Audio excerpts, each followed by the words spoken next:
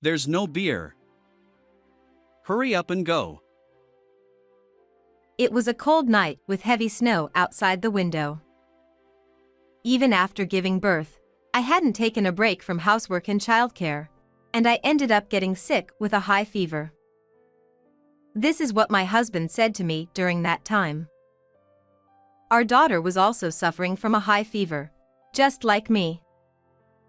Losing patience with my husband, who always prioritized himself, I took action. My name is Jenny Smith, a 31-year-old housewife.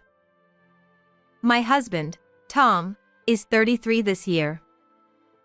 Tom was a senior colleague and a mentor when we were both new to the workplace.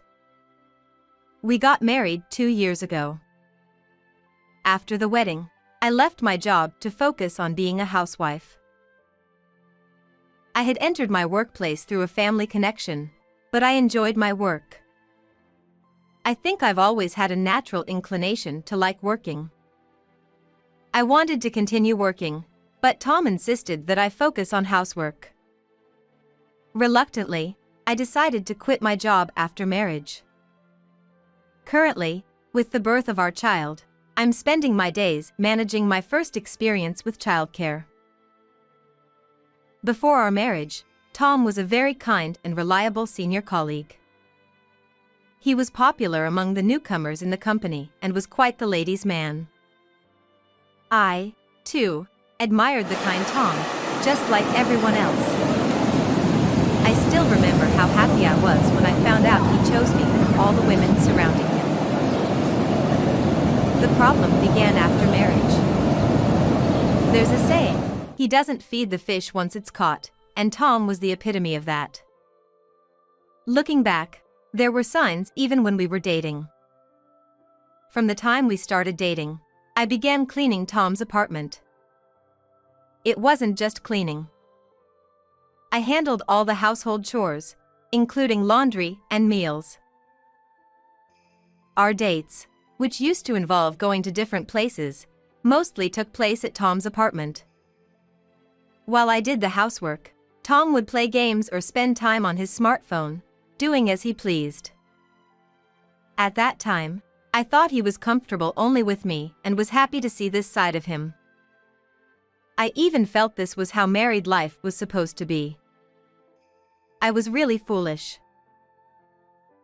If I had realized it then, it would have been too late to regret after getting married.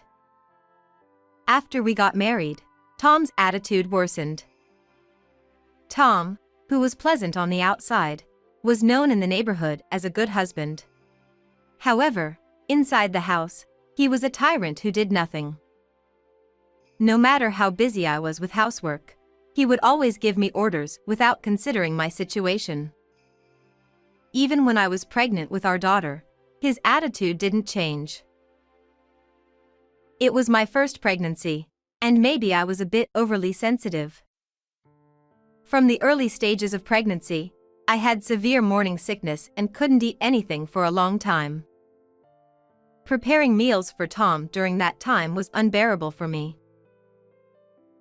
I'm sorry, but my morning sickness is terrible. I can't stand cooking. I'll call your mother and let her know. So can you have dinner at your parents' house today? I had to ask Tom on a day when I was so sick that I couldn't stand.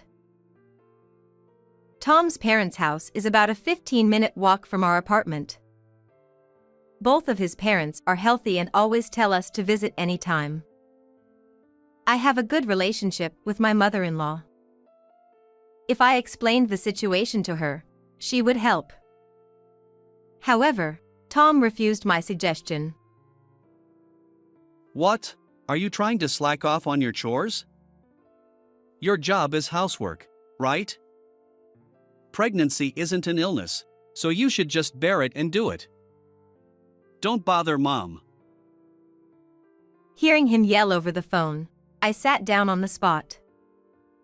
If you say that housework is my job, then yes, it is. But I also wanted to work outside. It was Tom who wanted me to be a housewife and focus on housework, and now he says such things. It's just too much. I felt so sad that I couldn't move for a while. During my pregnancy, this kind of thing happened multiple times. Tom would yell at me, saying, pregnancy is not an illness whenever he had the chance.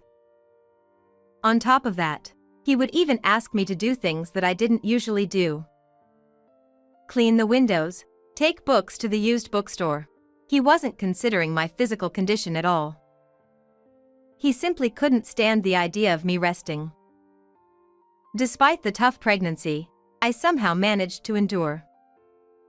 I had decided in my heart that I would go back to my parents' house for a childbirth break soon. Around the 32nd week of pregnancy, I talked to Tom about the childbirth break. I think it's about time I go back to my parents' house. It's my first child, so I'm thinking of having a childbirth break. I brought it up while serving tea after dinner. Tom raised his voice in dissatisfaction, and glared at me. What stupid things are you talking about? Who will take care of me after you go back to your parents' house? Are you going to abandon your role as a wife? It's the same as refusing a work order. You should act according to the rules. I was speechless, dumbfounded by Tom's words. I was shocked to realize how selfish he was. Tom continued to lecture me about what it means to be a wife and what it means to be a housewife. All his arguments ended up at the same point: who would take care of him? I'm having my first baby, you know? It's not even far. It's just the neighboring city. And even if I'm not there, your mom can take care of you, I managed to say, thinking that if I backed down here, everything would go as Tom wished. That's why you shouldn't rely on mom. You really have no sense of being a wife. It's disappointing to have married you. During pregnancy, stress is forbidden. A big shock is not good for prenatal care. If I stayed with Tom, it would definitely be bad for prenatal care. I was in a hurry, thinking I had to keep some distance from Tom for the sake of my unborn child. Wait, what? You're disappointed in our marriage? Is it so bad to have a childbirth break? Tom clicked his tongue and walked back to his room from the dining area.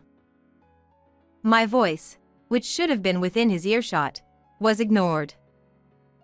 He doesn't hear anything that doesn't suit him. I resolved to give up on the childbirth break. I wanted to avoid any more conflict in the family. That was my only thought, I believe. Pregnancy was tough in many ways, but the moment I held my newborn baby, all those troubles vanished. It was a girl. Since Tom had only thought of boy names, I got to name her. I decided to name our daughter Lily. Tom mocked it, saying it was lame and weird, but I was set on this name if we had a girl. Thanks to my mother-in-law's support, the name I chose wasn't overturned. With Lily's birth, we became a family of 3. I thought Tom's attitude might change once the baby was born. I hoped that becoming a father would make him remember how to care for others. But unfortunately, Tom didn't change. No matter how busy I was with Lily, he would call me over. And it wasn't for anything urgent. It was always small things like there are no towels or where are my socks. And yet, whenever my parents came to see Lily, he acted like the perfect husband who cares for his wife. His public persona was still as good as ever. My parents also seemed to think Tom was a good husband. However, I had mentioned to my mother once that I was prevented from having a childbirth break, so she might have sensed something was off. Though I had to endure Tom's attitude daily, watching Lily grow made it possible for me to forget all about it. Then, the incident happened when Lily was 2 months old. At that time, a large cold wave had been lingering for days, and it had been very cold for a while. The snow kept falling. I was still feeling the fatigue from childbirth, and the sudden cold made me feel a bit under the weather. From the morning, my head felt dizzy. When I checked my temperature, it was over 100.4 degrees Fahrenheit. If Lily takes a nap, I'll rest a bit too. I was desperately trying to put Lily to sleep.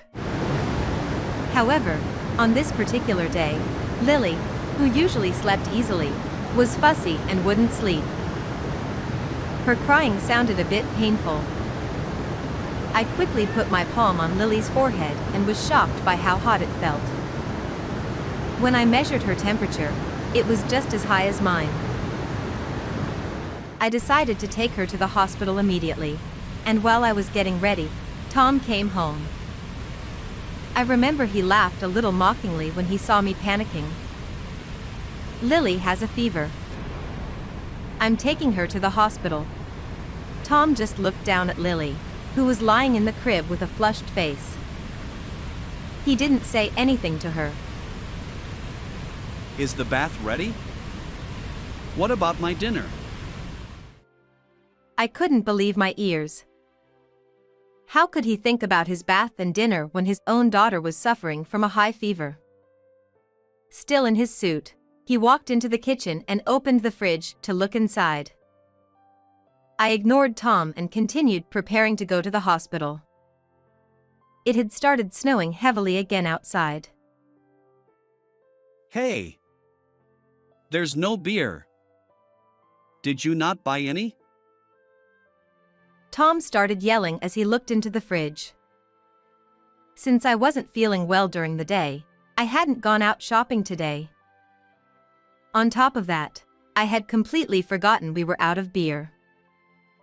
Tom gets extremely grumpy when there's no beer. I felt like bad things just kept piling up.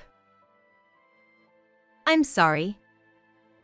The snow was terrible, and I wasn't feeling well, so I didn't go shopping today. I explained to Tom, who was standing in front of the fridge with an angry look on his face. There's no beer. Hurry up and go. It seemed like my explanation didn't register with Tom at all. He pointed to the front door, telling me to go to the nearby convenience store to buy beer.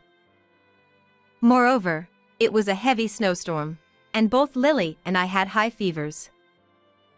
Despite this situation, he laughed, saying, "Hurry up and go, it's a wife's job." As I looked at Tom's face, something inside me broke. I turned my back on Tom in silence and got ready to go out. I'll be in the bath first. Make sure to buy the beer and come back before I get out. If you have a fever, cool it off in the snow. While I was packing, Tom kept throwing such insulting words at me. That's it. I've had enough. I won't forgive him. Tom, frustrated by my lack of response, clicked his tongue and went to the bathroom. I heard the sound of the bathroom door closing, and immediately put my plan into action. While Tom was in the bath, I took Lily and left the house. The sound of the front door closing must have reached Tom, who was in the bath. He probably thought I had gone out to buy beer in the heavy snow. I heard Tom's triumphant laughter from the bathroom. I couldn't forgive that laugh, so I operated the control panel of the water heater to turn it off. It was a small revenge. 2 hours later, my phone rang, indicating a call from Tom. I took a deep breath before answering the call. Hello? As soon as I said that, Tom's angry voice came through the phone. It seemed he had gotten out of the bath and was waiting for the beer to arrive. Aren't you back yet? You slowpoke. Tom was mocking me again. I couldn't forgive a man who would make his wife, who has a high fever, go out to buy beer in the middle of a heavy snowstorm. Moreover, he ignored our daughter, who was suffering from a high fever. It's truly unbelievable. We've just arrived at my parents' house. I tried to sound as calm as possible when I said this. Tom gasped. Huh? Your parents' house? I repeated, yes, my parents' house. I had left our home while Tom was in the bath. First, I went to the pediatrician's after-hours emergency service. Since I was feeling insecure going alone, I asked for help at my in-laws' house on the way, and they gave me a ride to the pediatrician. Fortunately, Lily's fever had gone down a bit by the time we arrived at the hospital, and her condition was stable. However, she was admitted to the hospital for observation overnight. Since it was a full-care hospital, I couldn't stay with her. After confirming that Lily was asleep, I left the hospital. My in-laws offered to take me back home, but I honestly told them I didn't want to go back to my house. They suggested I go to their house, but I really wanted to go back to my parents' house as soon as possible. So I explained everything to my in-laws and asked them to take me to my parents' house. When we arrived at my parents' house, Tom's call came in. I'm at my parents' house now. Lily has been admitted to the hospital. You went back to your parents' house without even buying beer or taking care of your husband? What a selfish wife. What would Mom say if she heard about this? You should be ashamed as a wife. Tom's angry yelling voice was loud enough for my in-laws sitting in the car to hear. My mother-in-law frowned and held her head in her hands. Tom probably had no idea that his mother could hear him insulting me. He continued to hurl horrible words at me. Unable to stand it any longer, it was my mother-in-law who took the phone from me. Tom, do you understand what's happening right now? She spoke to Tom, who had been scolding me, over the phone. Tom must have been shocked out of his wits. He had no idea that his mother was listening while he was scolding his wife. The yelling Tom had been doing just a moment ago went silent. Oh, where did all that bluster go? Making your wife go out in the heavy snow to buy beer when she has a high fever? How cruel can you be? Shame on you. My mother-in-law scolded Tom over the phone with tremendous force. I'll hear all the details later, so don't go to sleep. With that, she ended the call. I was taken aback by my usually gentle mother-in-law's harshness.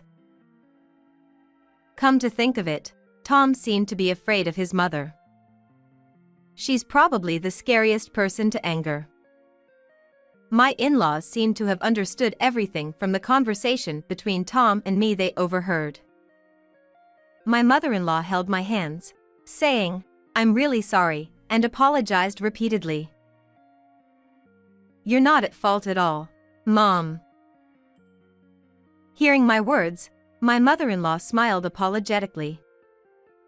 Her hands, which wrapped around mine, were warm and gentle.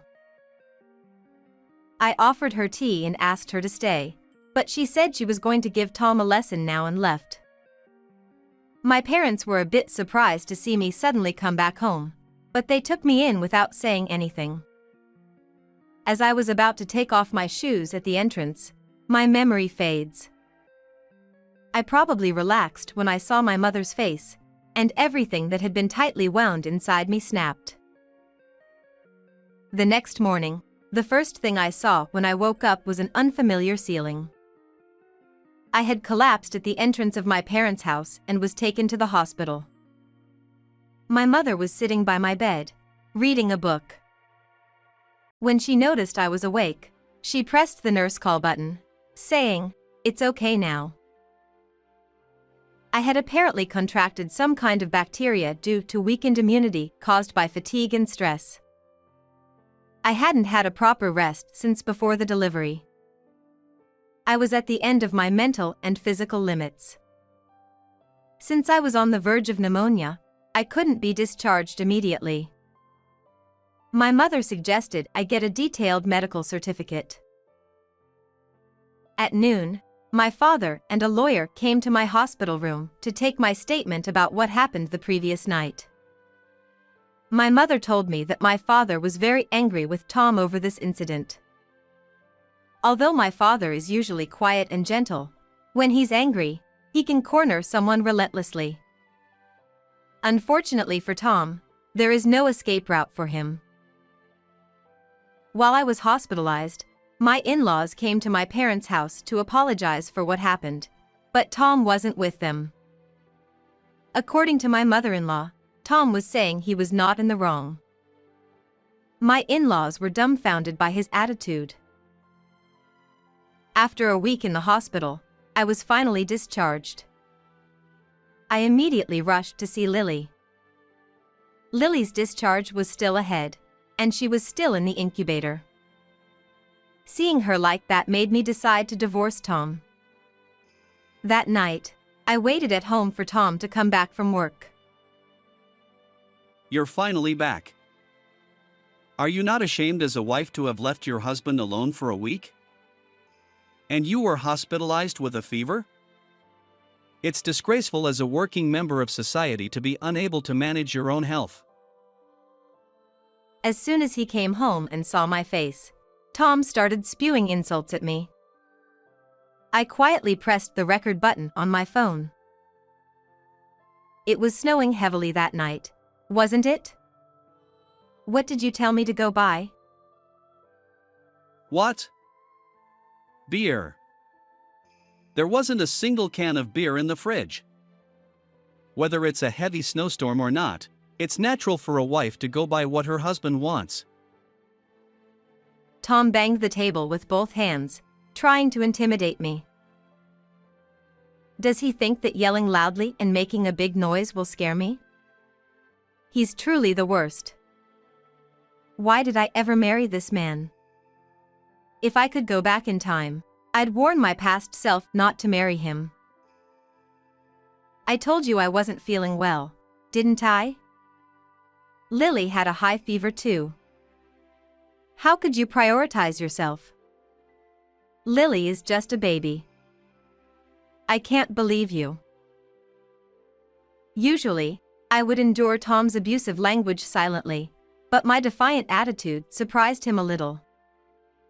He thought that if he yelled loudly and made a big noise, I would get scared and do what he wanted. It's like a child throwing a tantrum. However, I have a duty to protect myself and Lily. In the past, I might have been intimidated, but it's different now. You have quite the attitude, don't you? I'm the breadwinner of this house. I'm the most important person here. It's only natural that you should prioritize me. Tom's snarling face and spitting words were hideous. I realized that there wasn't a shred of love left for Tom in my heart. I quietly pulled out a green piece of paper and handed it to Tom. It was the already filled out divorce papers. Let's get divorced. I can't live with you anymore. Seeing the divorce papers, Tom's face turned bright red. He looked like he was about to explode with anger. He grabbed the divorce papers and tore them up right in front of me. Then he looked at me with a "how about that" expression. I quietly took out another set of divorce papers. Jenny, you... Tom groaned as more filled out divorce papers kept appearing no matter how many he tore up. I had anticipated that Tom would tear up the divorce papers, so I had prepared as many filled out copies as possible. Please sign the divorce papers. I pushed the pen toward Tom's face. Tom glared at me and then signed the divorce papers. After checking to make sure they were filled out correctly, I neatly folded the divorce papers and put them in my bag. I told Tom to communicate through my lawyer from now on and handed him the business card of the lawyer handling my case. I will take Lily's custody. Leaving those words behind, I left the house where we had lived as newlyweds. Knowing that this would be the last of Tom's insults hurled at my back, I could ignore them. As I put on my shoes and stepped out the front door, I felt a sense of freedom and lightness. I then went to my in-laws' house to tell them about the divorce and thank them for everything. My mother-in-law kept apologizing, saying, "I'm so sorry. I have one last request." I bowed my head to my in-laws to ask for one final favor. It was about Lily's custody. Lily was their first grandchild. Naturally, they would want to keep her close if possible. Even if Tom couldn't raise her, they might have thought about raising her themselves. My mother-in-law gently patted my shoulder as I was bowing. Raise your head. I can't separate a mother from her child. She smiled gently at me.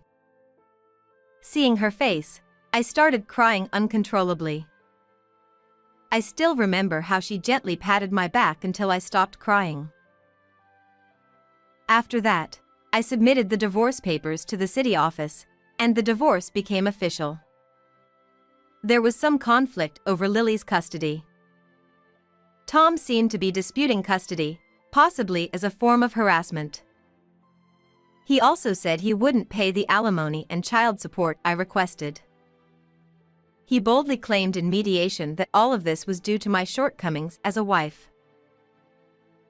I submitted evidence of the mental anguish Tom had caused me, including the recorded conversation from the last time I saw him and the medical certificate from when I was admitted with a high fever. This evidence proved that all the fault lay with Tom. Thanks to this, everything was resolved in my favor. But my father wasn't going to let it end there. Tom worked at my uncle's company. He had gotten the job through family connections. My father explained the entire divorce situation to my uncle. My uncle had been very fond of me since I was a child, and he was furious about how his niece had been treated. As a result, Tom was transferred to the warehouse. For Tom, who was extremely ambitious about career advancement, this was unbearable. He didn't last long after being transferred to the warehouse and soon submitted his resignation. He had used up all his savings to pay the alimony, and now his bank balance was almost zero. He's been late with the monthly child support payments. His job search hasn't been going well either. I heard from the neighbors that he's been going to cheap bars, getting drunk, and bad-mouthing me. When I first joined the company as a newcomer, he was someone everyone liked, but it took no time for him to fall from grace. Recently, I happened to see him by chance, and he looked like a different person. His clothes were dirty, and his face looked dark and grimy. What shocked me the most were Tom's eyes. They looked lifeless, like someone who had reached the end of the line. Not long after, Tom disappeared from town, and I don't know what happened to him after that. I have returned to my parents' house with Lily after her discharge from the hospital. I thought it would be difficult for me to raise young Lily by myself. If there are hands to help, I should let them help. I reflected on my old self, who couldn't rely on others. My parents are head over heels for Lily. I feel relieved, so I go out to work during the day. My new job has a lot to learn and is challenging, but it's so much fun compared to when I was stuck at home. From now on, I want to live my life, looking forward to Lily's growth. How was this story? Please subscribe to our channel. See you in the next video.